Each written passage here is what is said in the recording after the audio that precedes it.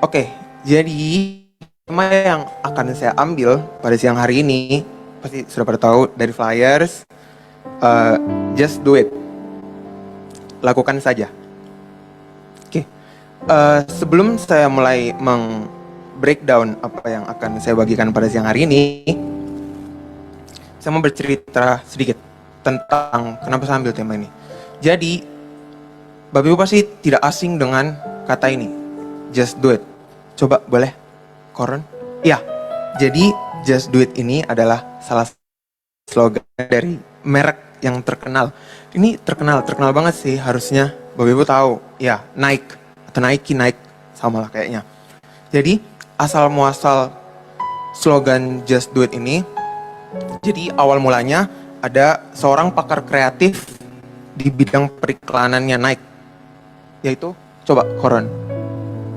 Ya, ini opa-opa ini namanya Dan Widen. Dan Widen itu dia pakar di bagian periklanannya Nike ini. Tapi waktu itu Nike itu belum sepopuler sekarang karena masih awal-awal. Biasalah kalau perusahaan awal-awal kan belum seterkenal sekarang ya. Jadi waktu itu dia lagi bikin perusahaan itu, dia bagian iklannya dia mau cari tagline. Setiap perusahaan kan ada kayak tagline gitulah. Jadi dia lagi sedang mencari gitu tagline-nya, apa yang cocok ini buat Nike gitu ya. Tapi Dan Widen ini bukan sosok yang mencetuskan tagline Just Do It itu. Awalnya slogan Just Do It itu berasal dari salah seorang yang bernama ini, Gary Gilmore. Gary Gilmore itu seorang pembunuh ya Bapak Ibu ya. Jadi dia dijatuhi hukuman mati pada saat dia berumur 36 tahun waktu tahun 1977. Kenapa dia dijatuhi hukuman mati? Karena dia melakukan hal yang keji, ya, dia membunuh. Dia kalau tidak salah yang saya baca dia bunuh salah seorang manajer di hotel sama satunya lagi itu di pegawai di bagian pom bensin begitulah. Pokoknya dia bunuh orang. Nah, akhirnya pada saat itu akhirnya Gary Gilmore dia dijatuhi hukuman mati atas perbuatannya begitulah intinya. Nah, ketika ini tempatnya, akhirnya dia dibawa di sini nih. Ini sebelum eksekusi, ini tempatnya. Jadi ditaruh, dia duduk di situlah pokoknya. Diikat tangannya, ditutup matanya, diikat kakinya. Sebelum dia dijatuhi hukuman mati, sebelum dia ditembak, orang tanya, yang mau tembak ini tanya, apa kalimat terakhirmu sebelum kamu saya tembak mati gitulah pokoknya, kalimat terakhir lah, biasa kan kayak kata-kata apa begitu. Tapi dia bilang, sebenarnya dia bukan bilang just do it ya Bapak Ibu yang saya baca, dia bilangnya tuh let's do it. Kayak kalau bahasa Indonesianya tuh mari kita lakukan gitulah pokoknya. Akhirnya udah ditembak mati kan, dia udah mati. Berawal dari situ akhirnya si pakar kreatif yang di bidang iklannya Nike, si Dan Widen yang tadi, mengambil kata-kata yang disebutkan sama si pembunuh itu, let's do it, dan diubah akhirnya jadi just do it ini. Akhirnya sampai sekarang Nike itu terkenal dengan slogannya ya ini, just do it. Itu sih yang akhirnya saya bisa kenapa pengen coba ambil judul ini.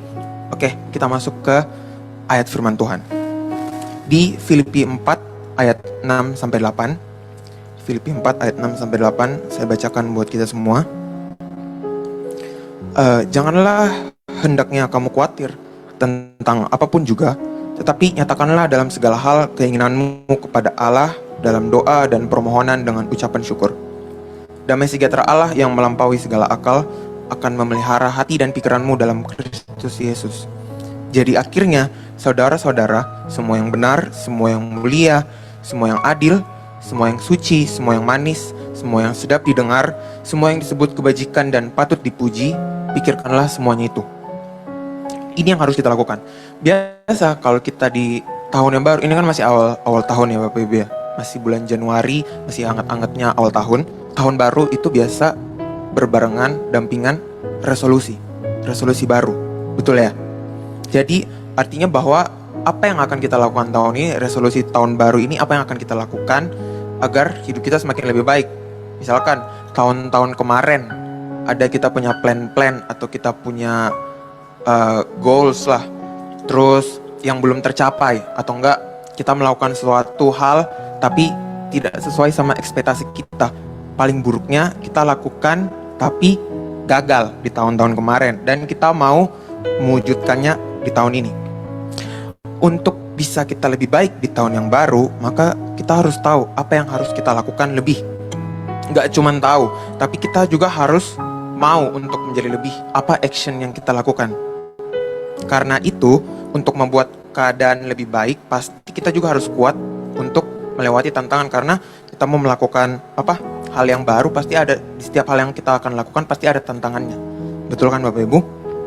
Sehingga dengan kita memiliki sikap dan mental yang kita lebih kuat, maka kita bisa mengalami keadaan yang lebih baik. Rasul Paulus menulis dalam suratnya kepada orang Kristen yang ada di Filipi demikian. Di ayat yang tadi, Filipi 4 ayat 6, janganlah hendaknya kamu khawatir tentang apapun juga, tetapi nyatakanlah dalam segala hal keinginanmu kepada Allah di dalam doa dan permohonan dengan ucapan syukur. Jadi akhirnya saudara-saudara, semua yang benar, semua yang mulia, semua yang adil, semua yang suci, semua yang manis, semua yang sedap didengar, semua yang disebut kebajikan dan patut dipuji, pikirkanlah semuanya itu. Berdasarkan firman Tuhan di atas, pesan Tuhan yang hendak disampaikan oleh Rasul Paulus mengenai untuk jemaat di Filipi, bukan hanya jemaat di Filipi, tapi buat kita jemaat yang hadir dan saya juga, ialah supaya kita mempercayai Allah dengan segenap hati kita, dengan segenap pikiran kita.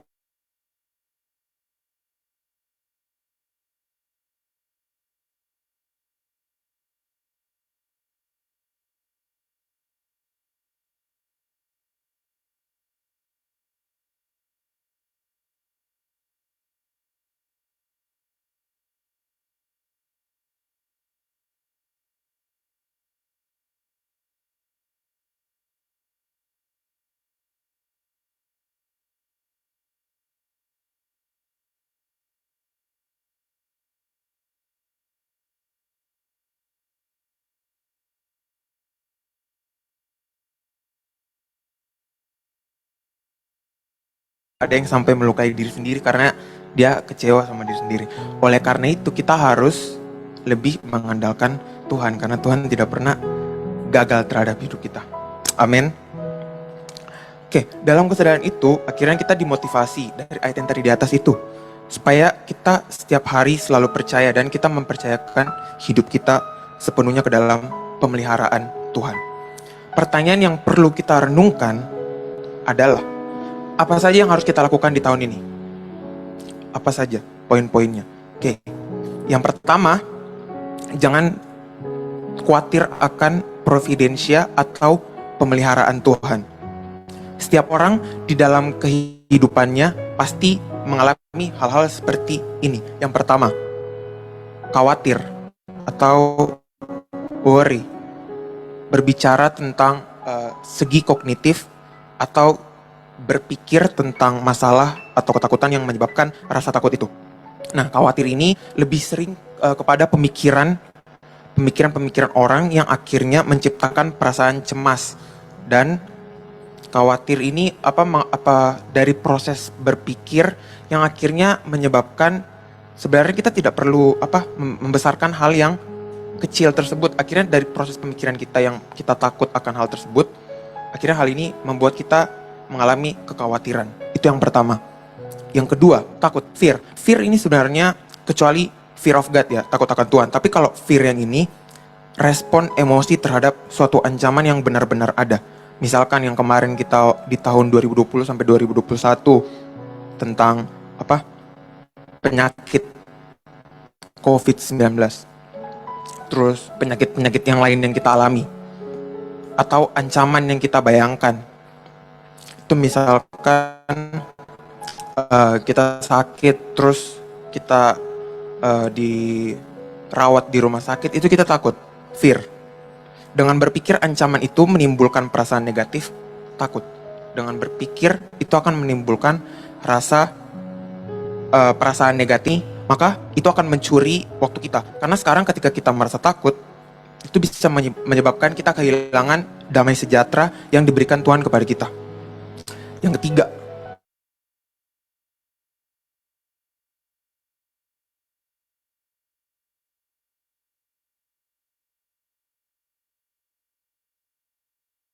Misalnya kita cemas, kapan ini ya COVID-19 selesai? Atau kita cemas akan ini COVID-19 tiba-tiba ada varian baru. Misalnya kita baca di berita atau enggak, itu beritanya belum tentu juga betul, tapi kita sudah cemas duluan karena kita sudah dari dalam diri kita sendiri akhirnya kita cemas gitu ya.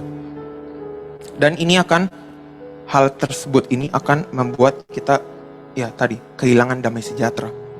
Dari data sebuah survei membuktikan bahwa sejumlah 7,3% atau 1 dari 13 orang menderita masalah kecemasan, khawatir yang sudah kronis atau parah.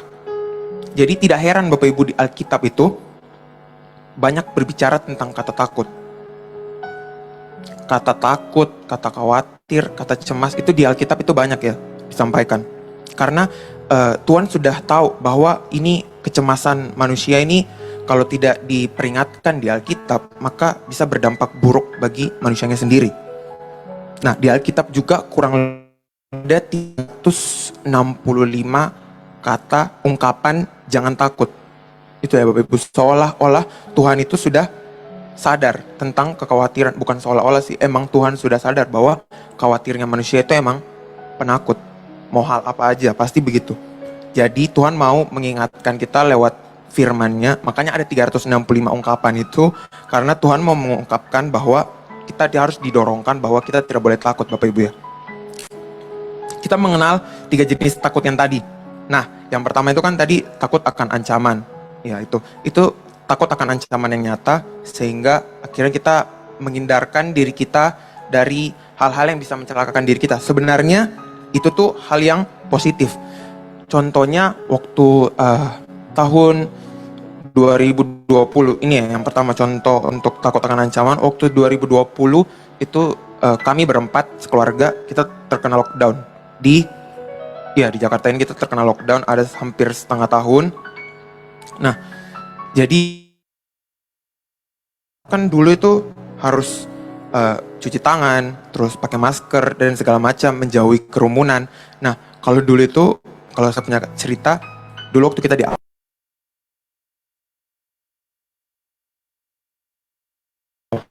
kita misalkan turun pakai baju apa aja gitu, turun pas naik itu pasti langsung cuci, turun naik cuci. Jadi semakin sering turun maka semakin banyak cuciannya begitu. Itu jadi sebenarnya nggak apa-apa karena itu emang buat mencegah kita tidak terkena penyakit itu ya Bapak Ibu. Amsal 27 ayat 12, kalau orang bijak melihat malapetaka, bersembunyilah ia, tapi orang yang tak berpengalaman berjalan terus lalu kena celaka. Jenis kedua itu adalah takut akan Tuhan. Takut akan Tuhan ini adalah sikap menghormati Tuhan. Seperti ini takutnya positif. Yang tadi juga pertama positif karena itu kan menjauhi kita dari celaka. Kalau yang kedua itu takut akan Tuhan, ini juga positif karena kita kan menghormati Tuhan. Contohnya kita menjauhi hal kita berbuat dosa atau yang Tuhan tidak senang kita jauhi.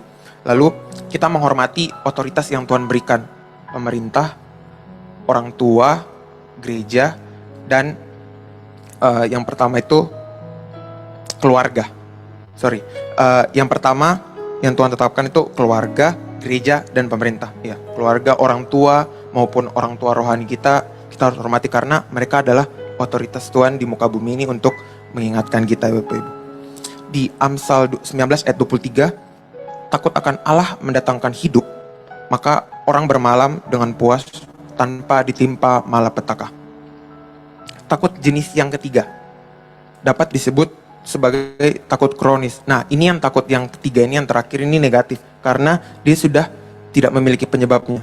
Jadi bikin apa aja takut gitu loh. Kayak takut mau melakukan sesuatu, takut aku takut lah bikin gitu nanti salah atau enggak, takut sudah tidak ada penyebabnya. Makanya disebut kronis. Nah, takut biasa begini tuh karena sudah dimulai awalnya tuh oleh dosa. Dan dari situasi yang dialami, didengar atau diasumsikan. Nah, ini takut kronis ini potensinya kecemasan, stres, dan depresi. Akhirnya, takut kronis ini membuat kita kehilangan kekuatan, sehingga kita tidak melakukan apa yang seharusnya kita lakukan. Dan Tuhan itu tidak mau kita mengalami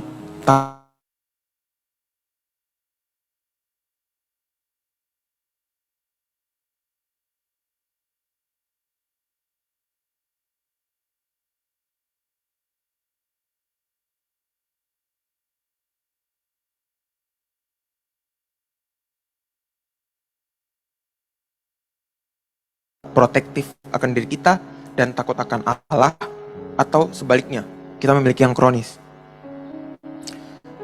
Khawatir merupakan ancaman utama dalam hidup kita. Kekhawatiran ini dipicu oleh beragam. Kadang kita takut, kita khawatir, kita tidak tahu, kita khawatir akan apa aja di depannya. Oleh karena itu, sebagai umat Allah, kita harus percaya bahwa Allah Bapa kita pasti memberikan providensia, pemeliharaannya kepada kita umatnya. Di Matius 6 ayat 3, sebab itu janganlah kamu khawatir akan hari besok, karena hari besok mempunyai kesusahannya sendiri. Kesusahan sehari cukuplah untuk sehari. Misalkan kita hari ini ada mengalami problem, janganlah kita pikir besok. Kita pikirkan, kita selesaikan dulu untuk yang hari ini. Yang besok biarlah kesusahannya untuk besok. Poin selanjutnya, biasakanlah untuk berdoa setiap waktu. Roma 8 ayat 32. Ia yang tidak menyayangkan anaknya sendiri, tetapi yang menyerahkannya bagi kita semua, bagaimanakah mungkin ia tidak mengaruniakan segala sesuatu kepada kita bersama-sama dengan dia? Pada saat kita berdoa setiap hari, berdoa kan komunikasi ya Bapak Ibu ya. Pada saat kita berdoa setiap hari, maka kekhawatiran kita, ketakutan kita, apapun hal yang membuat kita menjadi cemas, itu pasti akan hilang. Karena pikiran kita hanya terfokus kepada Tuhan. Kecuali kalau kita tidak, pada saat kita berdoa kita tidak fokus kepada Tuhan, maka pikiran kita akan gampang goyah, gampang terganggu gitu. Jadi kita doanya tidak fokus. Oleh karena itu, kita harus ketika berdoa itu ya fokus intinya. Ketika berdoa itu, kita kan membangun hubungan dengan Tuhan. Bagaimana kita bisa mendengarkan suara Tuhan jika kita tidak dekat dengan Tuhan? Bagaimana contohnya ketika, ini contoh saya aja, waktu saya kecil, kalau misalkan ke mall nih, waktu saya kecil, terus tiba-tiba saya hilang di mall.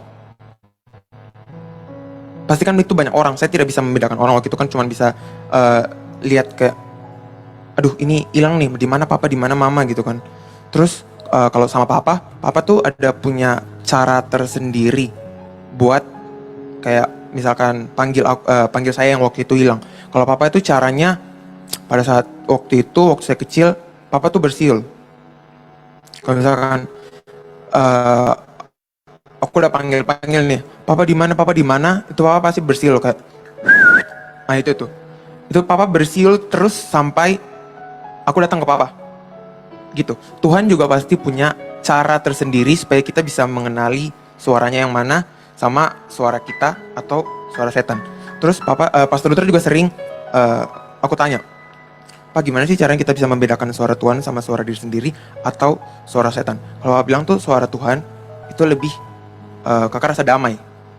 Terus suara Tuhan itu lebih lembut. Sedangkan suara setan itu pasti menyuruh untuk melakukan hal yang tidak dilakukan. Misalkan lagi diam nih, terus antara pilih mau berdoa atau nggak berdoa atau lakukan kegiatan apalah gitu. Pasti suara Tuhan itu yang lebih damai. Sedangkan suara setan itu menyuruh kebalikannya.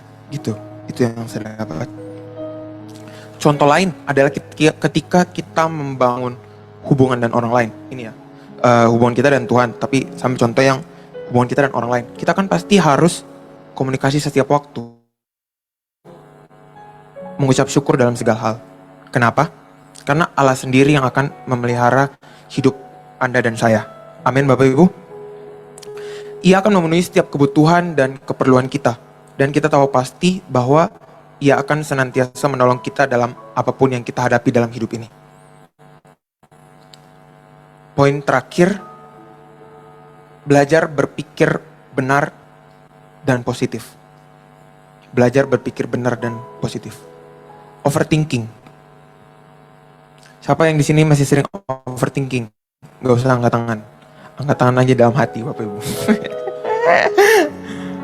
Studi yang dilakukan oleh Universitas Michigan, Amerika Serikat, mengatakan bahwa 52% orang yang berusia 42-55 tahun sering overthinking.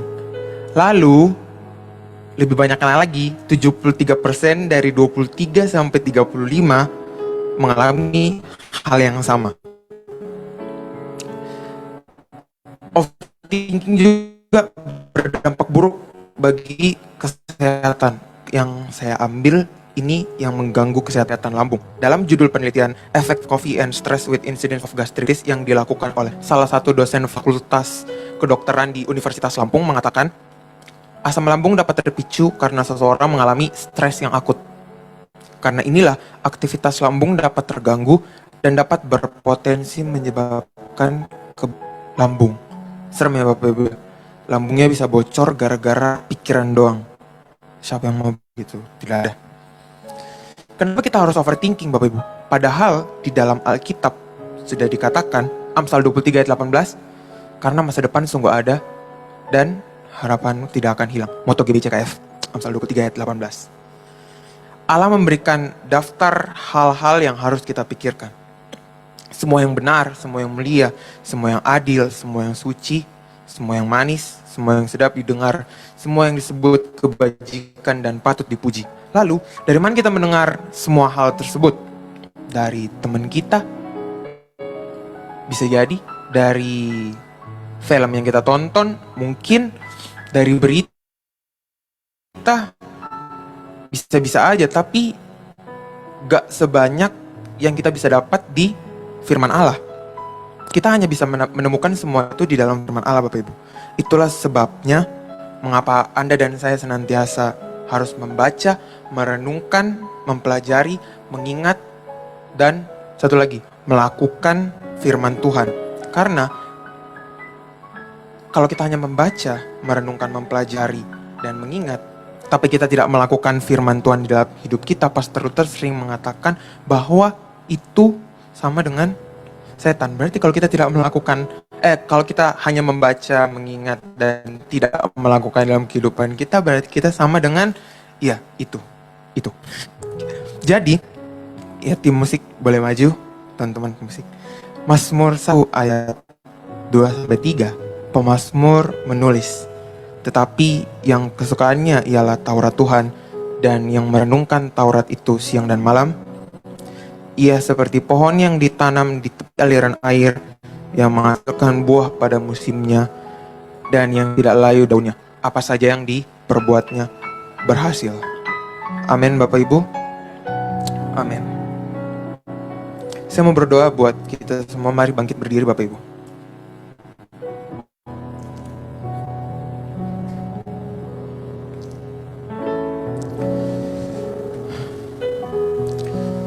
Tuhan Yesus yang baik, terima kasih karena kami sudah bisa mendengarkan firman singkat pada siang hari ini Tuhan.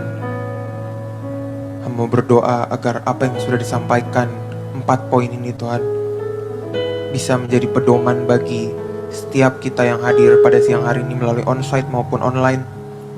Agar apapun yang kita lakukan, kita bisa tetap mengandalkan Tuhan.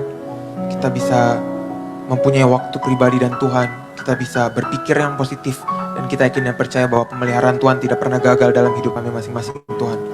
Kami juga berdoa buat setiap kami yang hadir pada siang hari ini melalui onsite maupun online. Tuhan lihat setiap pergumulan yang dihadapi masing-masing keluarga, masing-masing kami Tuhan. Apapun itu Tuhan, pergumulan keluarga, pergumulan individu, pergumulan masalah ekonomi, masalah masa depan. Kami yakin dan percaya Engkau akan memberikan jalan keluar yang terbaik pada setiap pergumulan yang dihadapi oleh jemaat-Mu masing-masing Tuhan yang pada hari ini. Buat yang di online maupun di onsite, kami yakin dan percaya ketika kami dekat kepada Engkau, bahwa Engkau akan memberikan solusi dan jalan keluar dari masalah, dan kami bisa melewati setiap masalah yang kami hadap dalam hidup kami bisa naik satu level, dan akhirnya kami bisa terbang lebih cepat, dan kami bisa menjadi pribadi-pribadi yang lebih baik lagi ke depannya, dan akhirnya kami bisa menjadi contoh, dan kami bisa menjadi dampak yang baik buat orang-orang yang ada di sekitar kami. Terima kasih Tuhan Yesus. Dalam nama Tuhan kami sudah berdoa. Haleluya.